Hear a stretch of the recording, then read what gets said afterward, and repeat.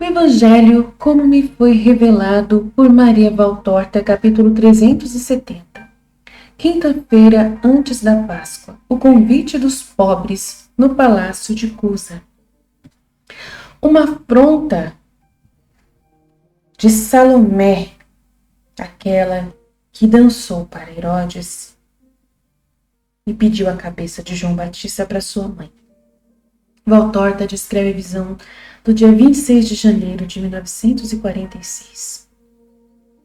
A paz esteja nesta casa e com todos os presentes. Saúda Jesus ao entrar no amplo vestíbulo muito faustoso, todo iluminado até em pleno dia. Mas não são desnecessárias as lâmpadas acesas, porque se é verdade que é dia, também é verdade que do lado de fora o sol está ofuscante sobre as entradas e fachadas brancas recobertas de cal. Ao mesmo tempo, aqui neste amplo e bem longo corredor, que é o vestíbulo que deve atravessar a casa toda, desde o portão maciço até o jardim, cujo verde cheio de sol aparece lá no fundo, e por um jogo de perspectiva parece estar longe. Aí deve haver habitualmente uma penumbra que, na verdade, se torna uma sombra completa para quem vem de fora com os olhos ofuscados pela forte luz do sol.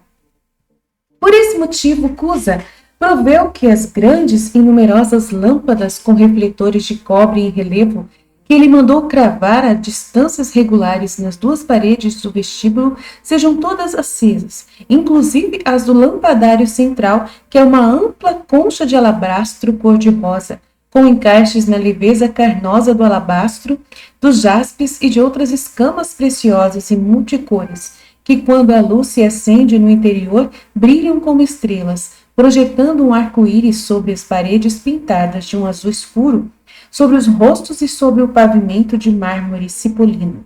E fica parecendo que umas estrelas miudinhas tenham vindo pousar sobre as paredes, sobre os rostos no chão, miudinhas imóveis entre linhas multicores, pois o lampadário balança levemente e o facetado das escamas preciosas muda continuamente de posição. A paz a esta casa, repete Jesus ao entrar, enquanto sem cessar vai abençoando os servos, inclinados até o chão, os hóspedes assombrados por estarem ali reunidos em contato com o rabi em um palácio principesco. Os hóspedes, o pensamento de Jesus transparece claramente.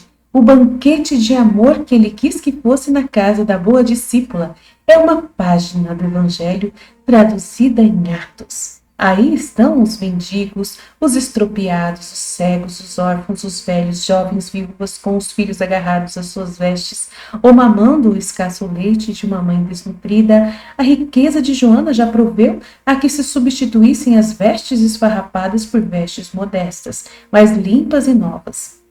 Mas se cabeleiras agora penteadas com uma providencial medida de limpeza, e se as vestes limpas dão a estes infelizes que os servos vão pondo em fila ou transportando-os para os levarem aos seus lugares, esse aspecto menos miserável certamente do que aquele que antes apresentavam quando Joana os mandou recolher nos becos e nas encruzilhadas, pelas estradas de rodagem que levam a Jerusalém, lá onde sua miséria vergonhosa se ocultava, ou então se expunha para receber uma esmola. Em contraposição, ficam agora visíveis os sofrimentos em seus rostos, as enfermidades em seus membros, as desventuras, as solidões em seus olhares.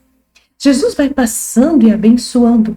Cada um dos infelizes recebe sua bênção, e se a direita está levantada para abençoar, a esquerda se abaixa para acariciar as cabeças trêmulas e brancas dos velhos e as cabecinhas inocentes dos pequeninos. Ele percorre assim, para baixo e para cima, o vestíbulo para abençoar a todos, até aqueles que entram enquanto ele está abençoando, e os que estão ainda esfarrapados esconde-se com temor e acanhamento em um canto, até que os servos com delicadeza os vão levando para outro lugar, a fim de serem como os outros que vieram antes, lavados e vestidos com vestes limpas.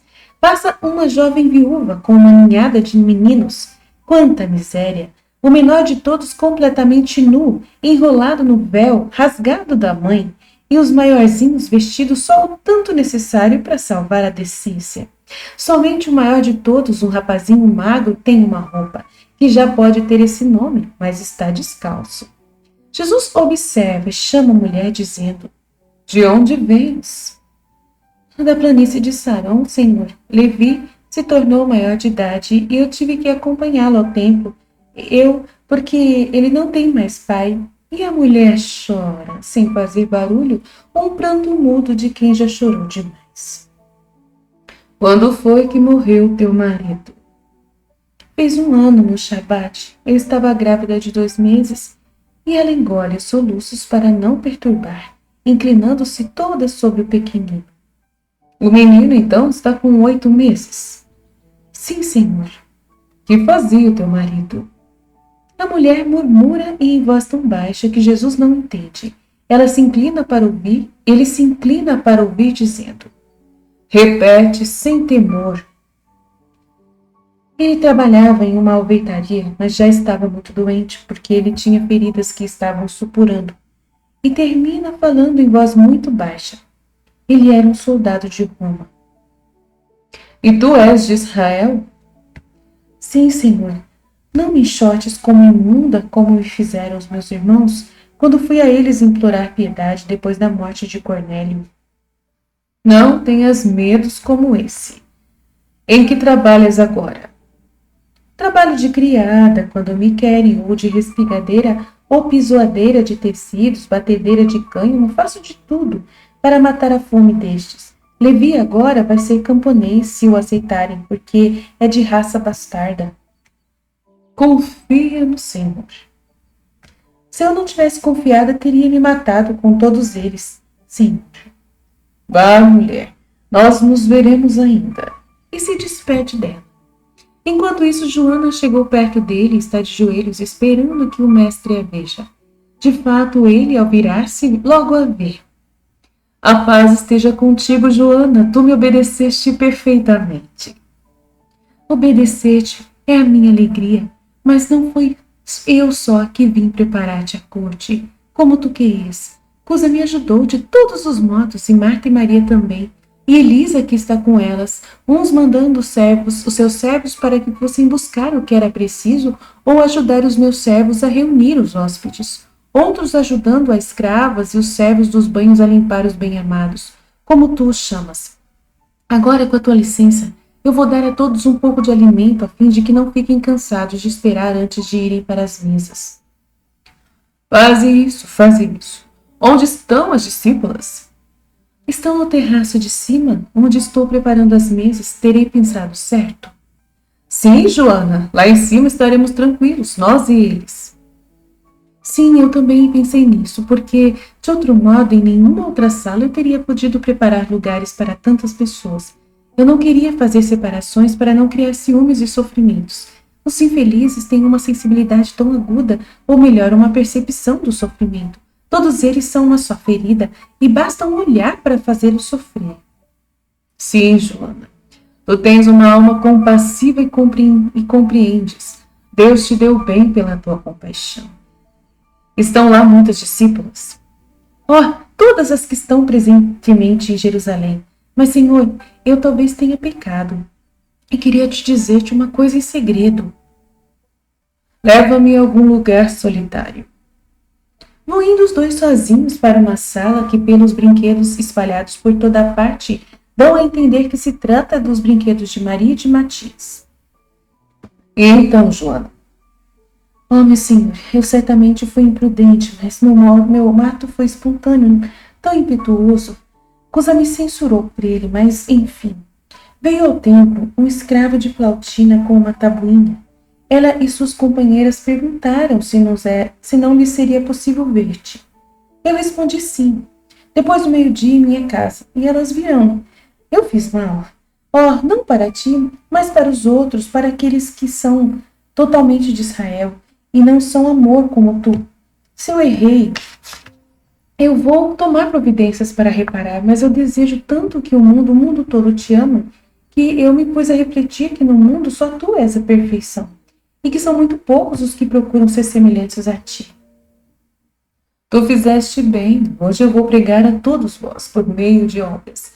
E a presença dos gentios entre os fiéis a Jesus Salvador será uma das coisas que devem ser feitas no futuro pelos que me são fiéis.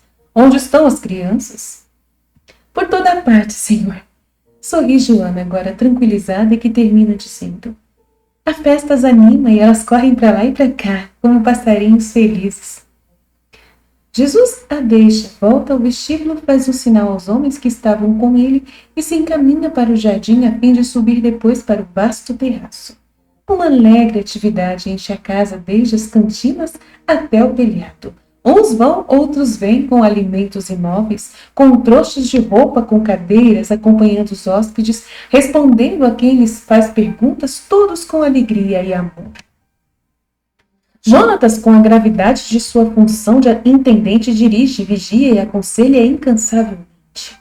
A velha Esther, feliz por ver Joana tão animada e alegre, ri no meio de um grupo de meninos pobres aos quais está distribuindo fogaças, enquanto vai lhes contando histórias maravilhosas. Jesus, para por um momento a fim de ouvir a conclusão esplêndida de uma daquelas histórias na qual é dito que a boa alma de Maio, que nunca se revoltava contra o Senhor pelas dores que haviam sobrevindo à sua casa, Deus concedeu muitos auxílios com os quais a alma de Maio foi salvação e bem até para os seus irmãozinhos. Os anjos enchiam a pequena maceira, terminavam o trabalho no tear para ajudarem a boa família, dizendo: ela é nossa irmã porque ama o Senhor e o seu próximo e é ajudada por nós. Deus te abençoe, Esther. Quase que fico também eu aqui para escutar as tuas parábolas. Tu me queres? Diz Jesus sorrindo. Oh, meu Senhor, eu é que devo ouvir-te, mas para os pequenos basto eu mesmo, pois eu sou uma pobre velha tola. A tua alma de justa serve também aos adultos. Continua, Esther. Ele sorri, indo-se embora. Pelo vasto jardim já estão espalhados os hóspedes e já estão comendo o seu antepasto, olhando para cada um ao redor de si e todos olhando uns para os outros muito admirados. Conversam, trocando comentários sobre sua sorte inesperada, mas ao verem Jesus passando, levantam-se logo que o podem fazer e se inclinam em adoração. Comei, ficai à vontade, bendizei ao Senhor, diz Jesus enquanto vai passando, dirigindo-se para os quartos dos jardineiros, de onde parte o começo da escada por uma rampa aérea e vai para um vasto terraço. Oh, meu Rabone! Grita Madalena, que vem correndo para fora de um quarto com os braços cheios de faixas e camisetas para os pequeninos. A sua voz aveludada, como de um órgão de ouro, enche a avenida sombreada ao lado dos festões de rosas. Maria, Deus esteja contigo, aonde vais com essa pressa? Eu tenho 10 pequeninos para vestir, eu os lavei e agora eu vou vestir, e depois os trarei a ti, fresquinhos como umas flores. Eu vivo correndo, mestre, porque tu os estás ouvindo? Parecem 10 cordeirinhos balindo.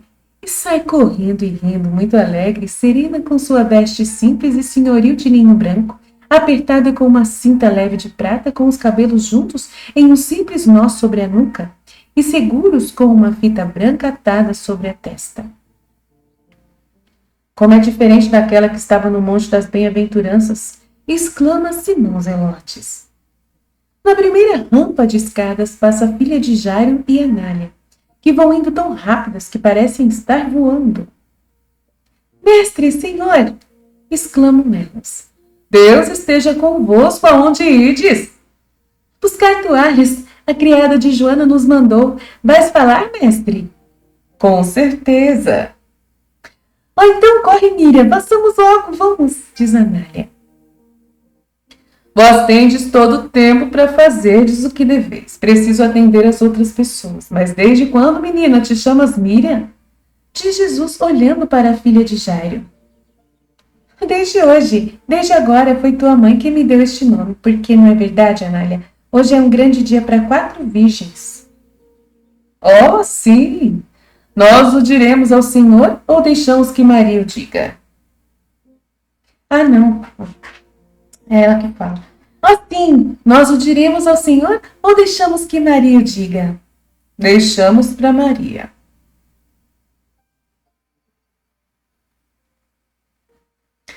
Agora eu não sei. Quem está falando aqui, não sei.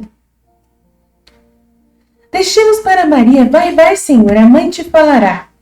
E vão correndo ligeiras no primeiro florir de sua juventude, humanas em suas belas formas e angélicas em seu olhar radiante.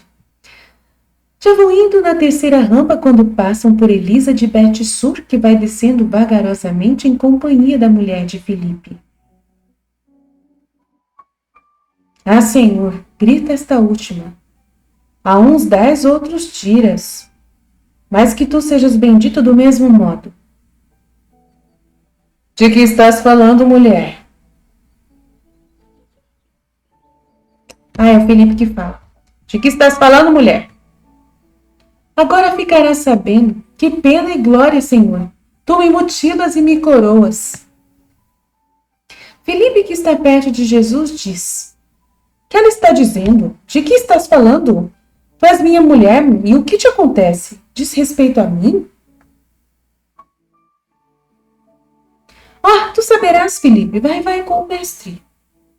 Enquanto isso, Jesus pergunta a Elisa se ela está bem curada, e a mulher a qual a grande dor dos tempos passados deu uma majestade de rainha das dores diz: Sim, meu Senhor, mas sofrer com a paz no coração não é sofrer, e eu agora tenho a paz no coração.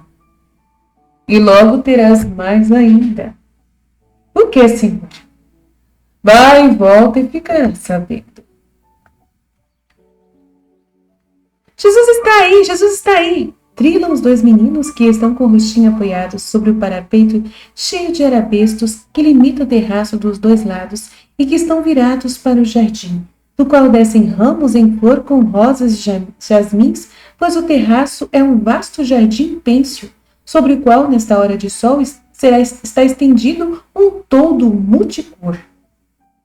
Todas as pessoas que estão se movimentando nos preparativos sobre o terraço se viram ao grito de Maria e de Matias, e deixando interrompido o que estavam fazendo, vão ao encontro de Jesus em cujos joelhos já estão enroscadas as duas crianças.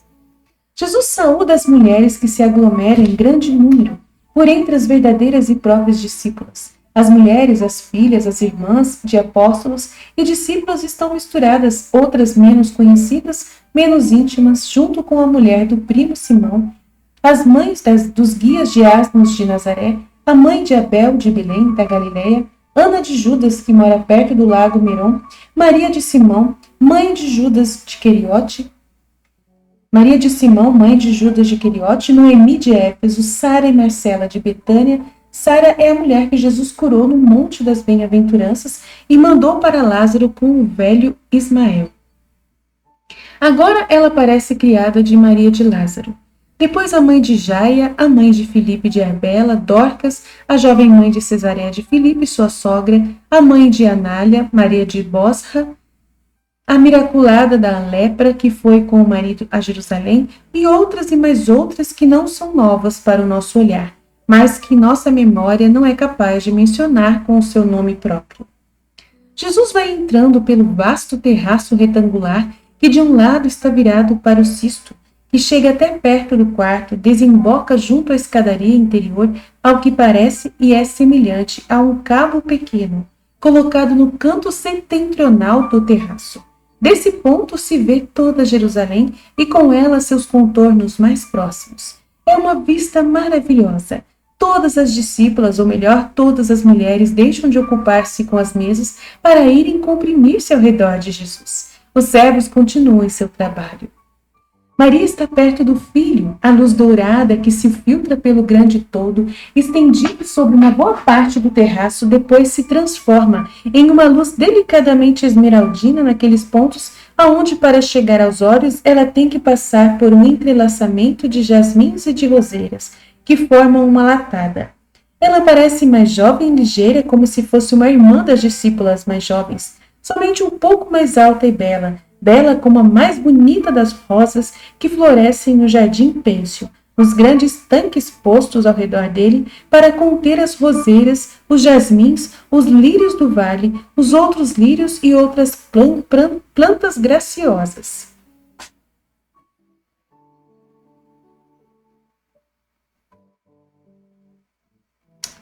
Mãe, minha mulher falou de certo modo o que aconteceu para que minha mulher possa dizer-se mutilada e coroada ao mesmo tempo.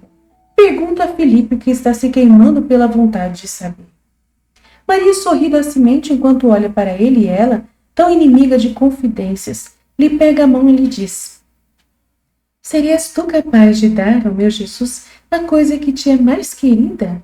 Na verdade, tu o deverias, porque ele te dá o céu e o caminho para ires a ele. Mas certamente, ó mãe, o que eu faria, especialmente se eu tivesse que dar fosse uma coisa que o tornasse feliz. Pois assim é, Filipe, porque também a tua outra filha está consagrada ao Senhor. Ela o disse há pouco, estando entre mim e a mãe, na presença de muitas discípulas. Tu, pergunta Filipe, aturdido, mostrando com o indicador a gentil jovem que se agarra a Maria como se quisesse ser protegida. O apóstolo engole mal este segundo golpe que o priva para sempre da esperança de ter netos. Ele enxuga o suor repentino que aquela notícia fez escorrer. Depois volta a olhar para os outros que estão ao seu redor e luta e sofre. A filha geme.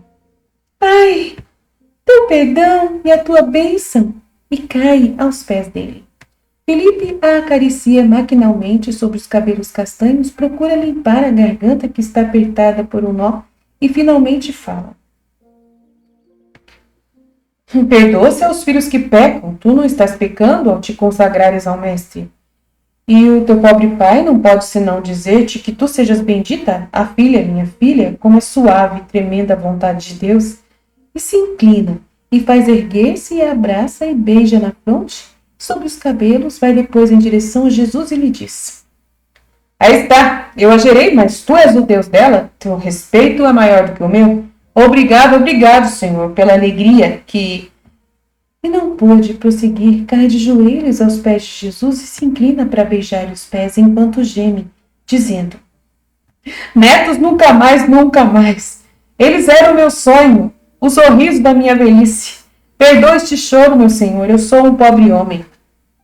Levanta-te, amigo meu, e fica alegre por dar as primícias aos canteiros angélicos. Vem aqui, entre minha mãe e eu. Ouçamos dela como foram as coisas, porque te asseguro que de minha parte eu não tenho nem culpa nem mérito. Maria explica. Pouco sei, eu também estávamos falando entre nós mulheres e, como muitas vezes acontece, faziam-me perguntas sobre o meu voto virginal. Perguntavam-me também sobre como vão ser as virgens do futuro, quais são os trabalhos e quais as glórias que eu previa para elas.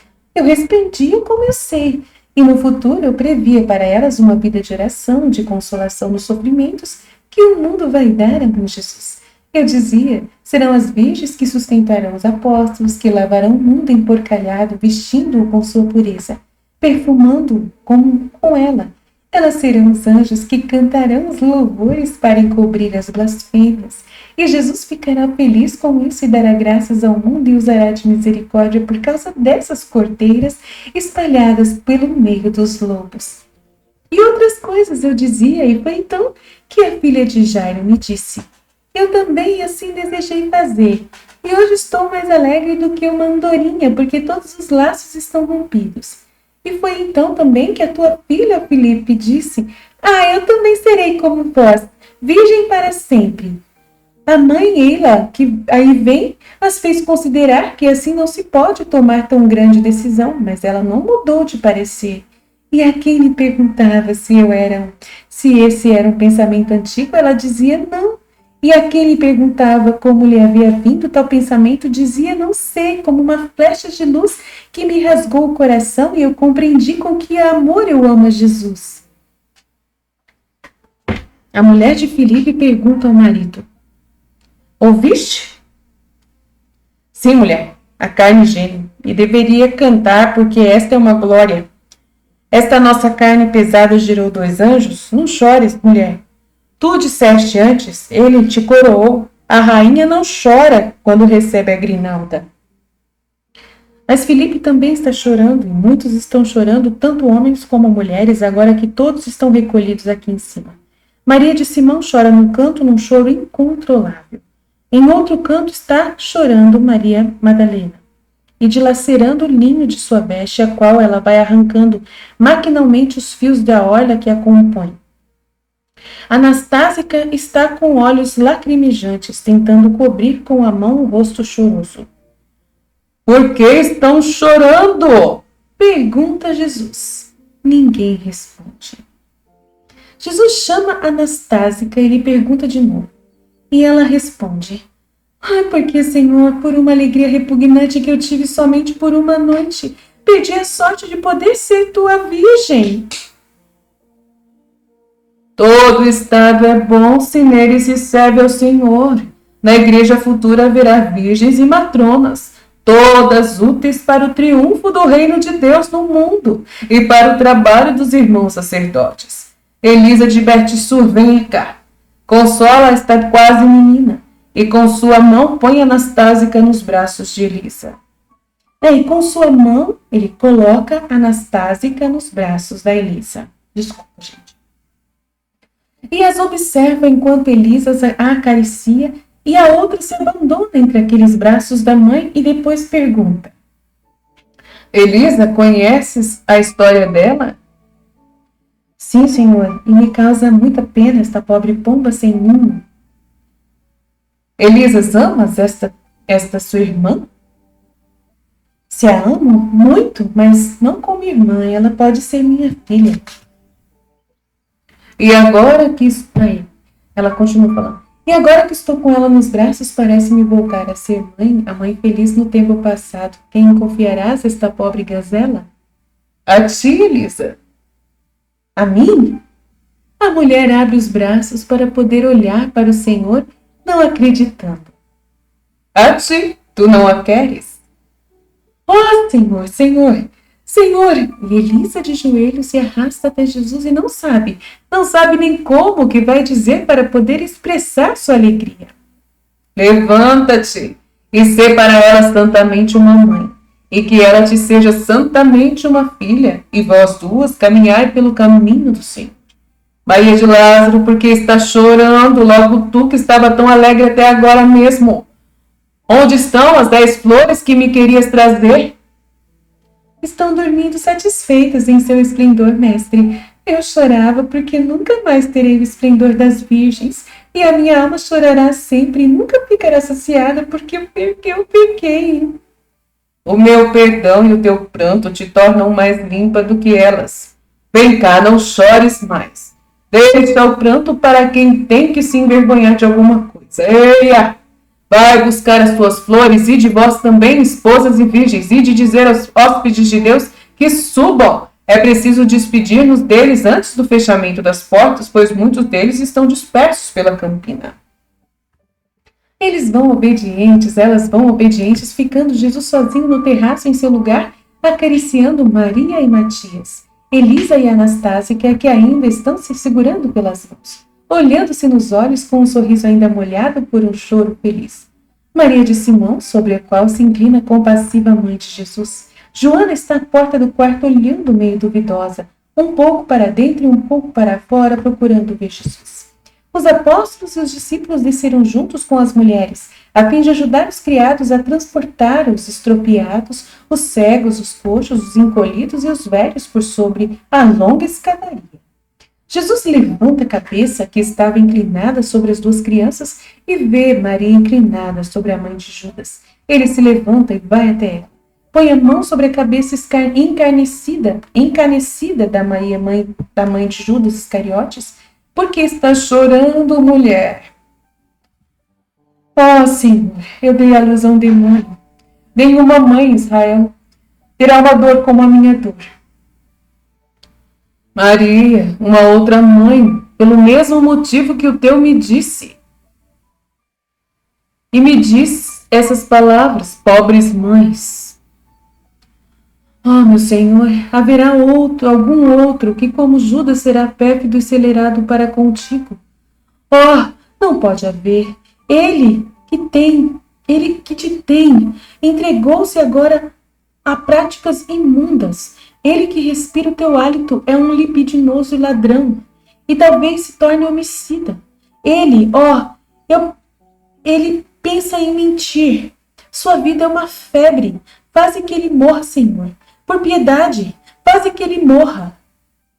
Maria, o teu coração te mostras pior do que ele. O medo te faz enlouquecer, mas acalma-te e raciocina. Que provas tens do que ele faz? Contra ti nada, mas é uma avalanche que vem descendo. Eu surpreendi e ele não pode esconder as provas de que... Isaí, por piedade, cala-te. Ele olha para mim, suspeita é a minha dor. Não há nenhuma mãe mais infeliz do que eu em Israel. Maria sussurra.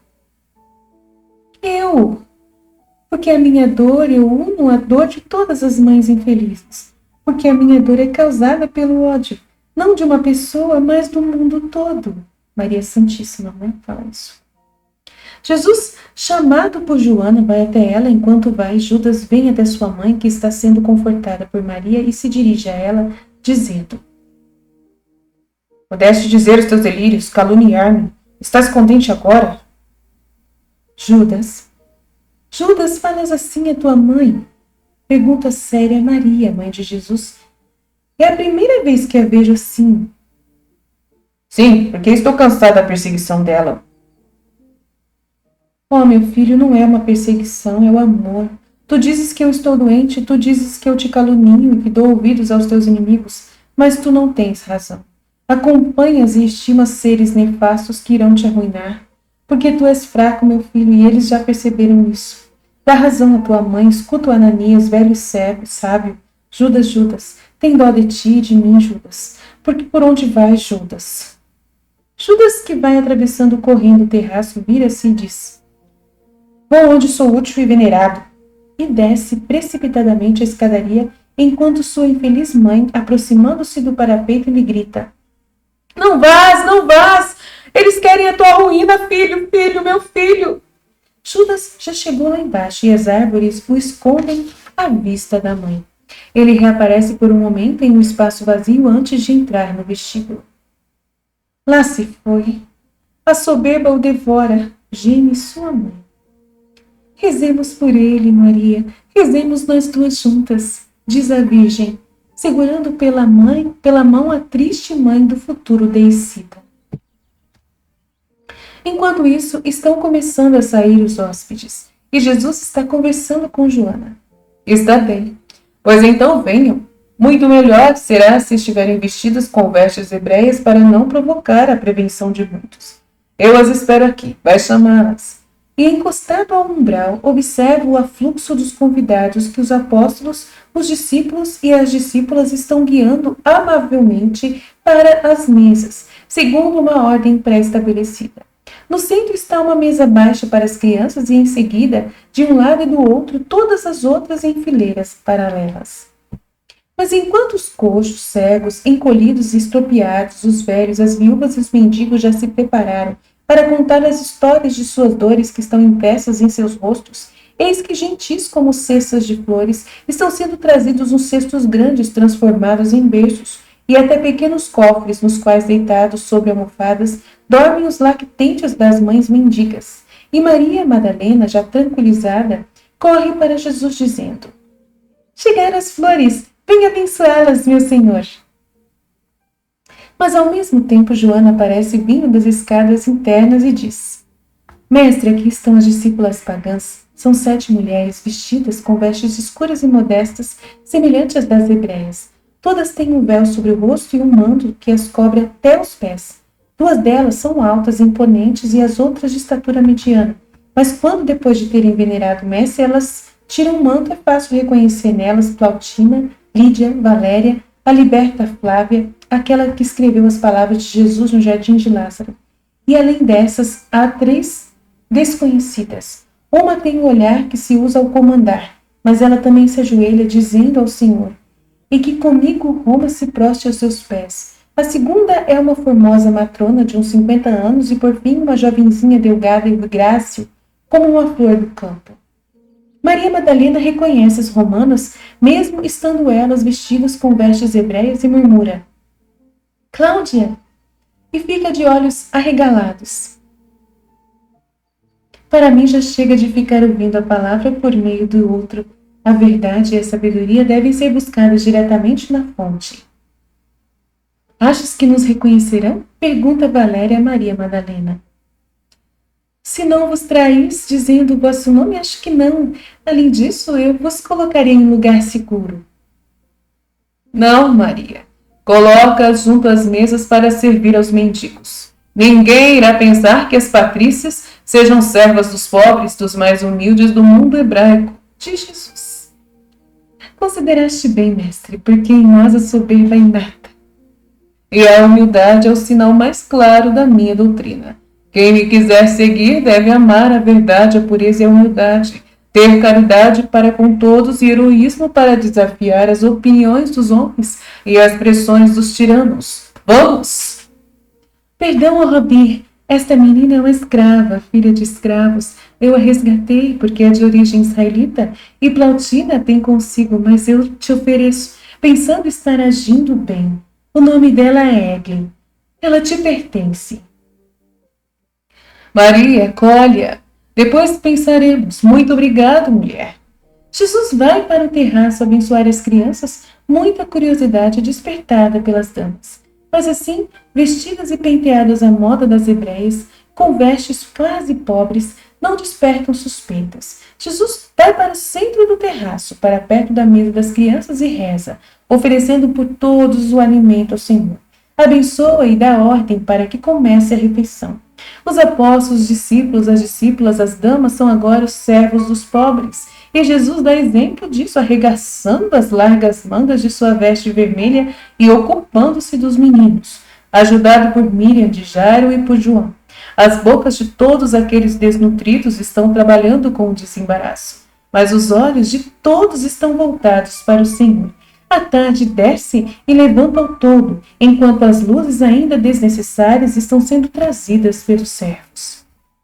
Jesus circula por entre as mesas, não deixa ninguém sem o conforto de suas palavras e de sua ajuda. Ele passa assim muitas vezes por perto das damas da corte real, Cláudia e Plautina, que humildemente estão partindo pão e levando vinho aos lábios dos cegos, dos paralíticos e dos mancos. Ele sorri para as virgens que se ocupam com as mulheres, para as mães discípulas muito compassivas para com as infelizes. Maria Madalena, que serve a um conjunto de mesas de homens bem velhos e que formam um grupo mais triste, com uns tossindo, outros tremendo, outros com as maxilas desdentadas, mastigando com dificuldade e babando. Ela ainda ajuda Mateus, que sacode o menino que se engasgou com um pedaço de fogaça que ele estava mordendo com seus dentinhos novos. Depois ela cumprimenta a Cusa, que chegou já no princípio da refeição e está trinchando as carnes e servindo-as como um criado experiente. A refeição chega ao fim. Nos rostos corados, nos olhos agora mais alegres, é evidente o contentamento de todos os pobres. Jesus se inclina sobre um homem bem velho que está sendo sacudido por um tremor e lhe diz: Em que estás pensando, ó Pai? Que sorris? Estou pensando se isso não é mesmo um sonho. Até pouco tempo atrás pensava que estava dormindo e sonhando. Mas agora percebo que é verdade mesmo. A ti, porém, quem te faz ser tão bom e torna-se tão bom assim os teus discípulos? Viva Jesus! Grita no fim.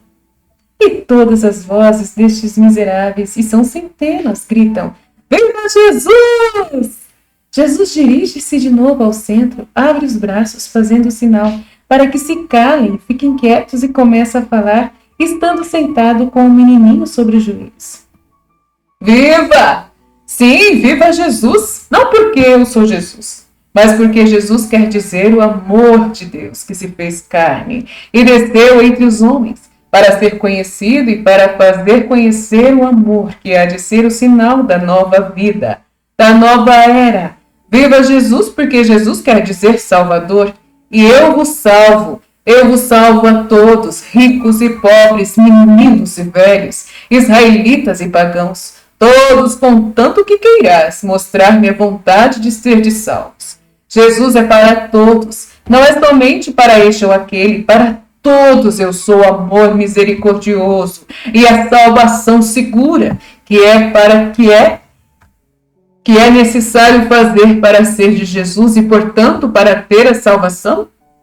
Poucas coisas, mas grandes coisas, não grandes por serem difíceis, como aquelas que fazem os reis, mas grandes porque querem que o homem se renove para fazê-las e para se tornarem de Jesus. São elas o amor, a humildade, a fé, a resignação, a compaixão. Aí estão, vós que sois discípulos, que fizeste hoje de grande. Vós direis nada, nós servimos uma refeição. Não, vós servistes o amor, vós vos humilhastes, trataste como irmãos aos desconhecidos de todas as raças, sem perguntartes quem são eles, se eles têm saúde, se são bons, e fizeste tudo isso em nome do Senhor. Talvez estáveis esperando grandes palavras de mim para a vossa instrução.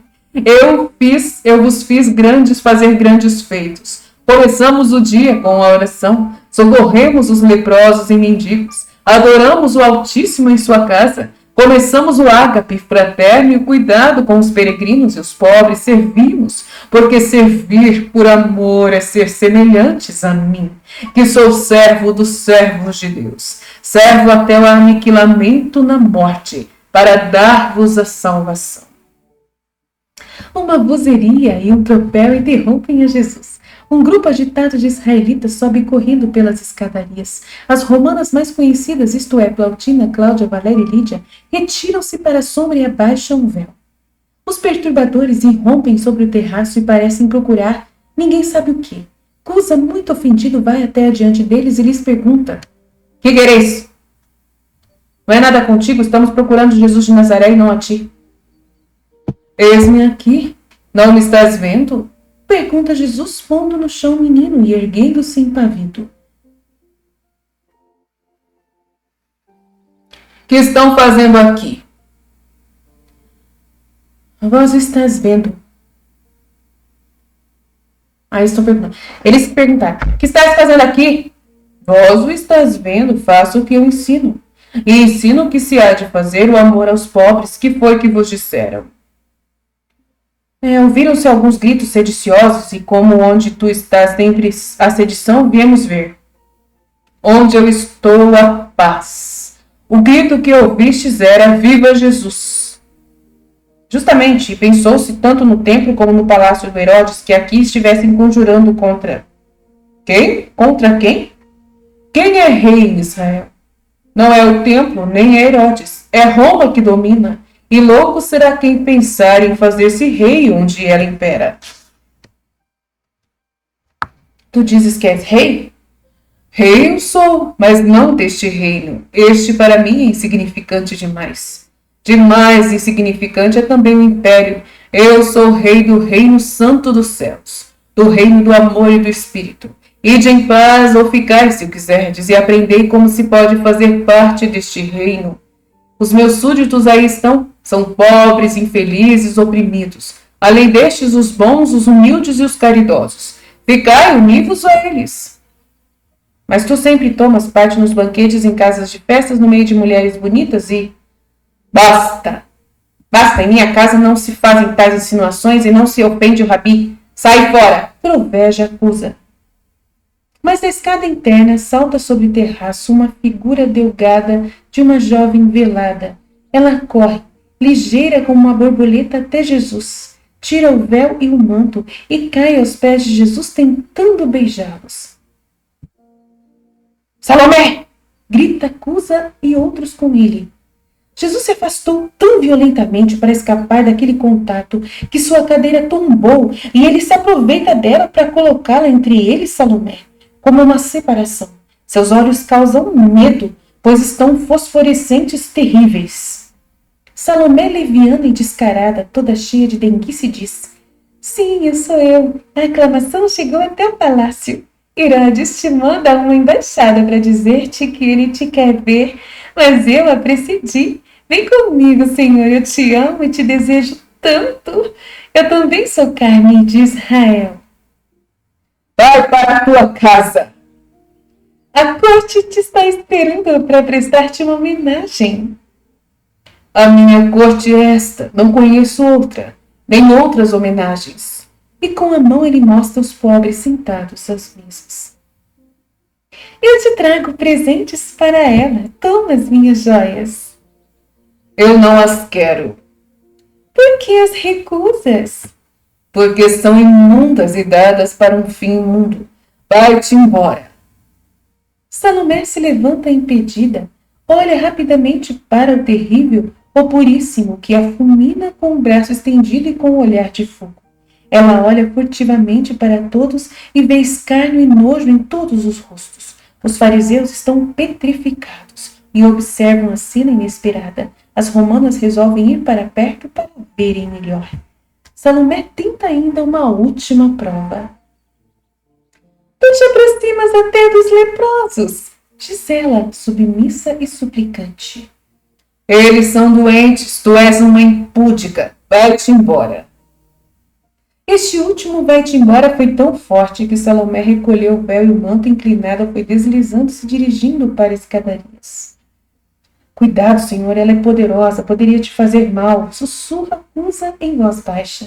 Mas Jesus responde com uma voz muito mais forte para que todos possam ouvir, em primeiro lugar, aquela que foi expulsa. Não importa, eu prefiro ser morta a ter alianças com o vício. Suor de mulher lasciva e ouro de meretriz são venenos do inferno. Aliança de vilezas com os poderosos é culpa. Eu sou verdade, pureza e redenção. E não mudo. Vai, acompanha. Eu castigarei os servos que a deixaram passar. Não castigarás nenhum deles. Uma só é que sai castigada. Ela está castigada. E que ela saiba, e vós fiquei sabendo que o pensamento dela a meu respeito é conhecido, e que dele eu tenho nojo, que a serpente volte para a sua toca, e o cordeiro volta para os seus jardins. Ele se assenta, está suando, está calado. Depois ele diz: Joana, dá a cada um a esmola, para que menos triste lhe seja a vida por alguns dias. Que mais devo fazer por vós, filhos da dor? Estou lendo os vossos corações aos doentes que sabem crer, paz e saúde. Um instante de pausa e depois um grito. E são muitos e muitos que se levantam curados. Os judeus que tinham vindo para surpreenderem, lá se vão aturdidos e desorientados diante do delírio geral, por entre as aclamações pelo milagre e pela pureza de Jesus. Jesus sorri beijando as crianças, depois se despede dos hóspedes, entretendo as mulheres e falando com Joana em favor delas. Joana toma nota e as convida para o dia seguinte. Depois elas também se vão. Os últimos são os velhos. Ficam apenas os apóstolos, os discípulos, as discípulas e as romanas. Jesus diz: assim é que deverá ser a união do futuro. Não há palavras. Os fatos falam aos espíritos e às mentes com sua evidência clara. A paz esteja convosco. Ele se dirige para as escadarias internas e desaparece, acompanhado por Joana e depois pelos outros. Ao pé da escadaria se encontra Judas. Mestre, não vais para o Getsemane? Inimigos lá estão te esperando. Mestre, não vá para o Getsemane. Inimigos lá estão te esperando. E tu, minha mãe? Que dizes agora? Tu me acusas? Se eu não tivesse ido lá, não teria sabido da cilada armada para o mestre. Há uma outra casa. Vamos para uma outra casa. Para nossa casa, então. Na casa de Lázaro não entra quem não é amigo de Deus, diz Maria Madalena. Sim, aqueles que ontem estavam no Getsemane venham com as irmãs ao palácio de Lázaro. E amanhã proveremos. E assim termina a visão verde.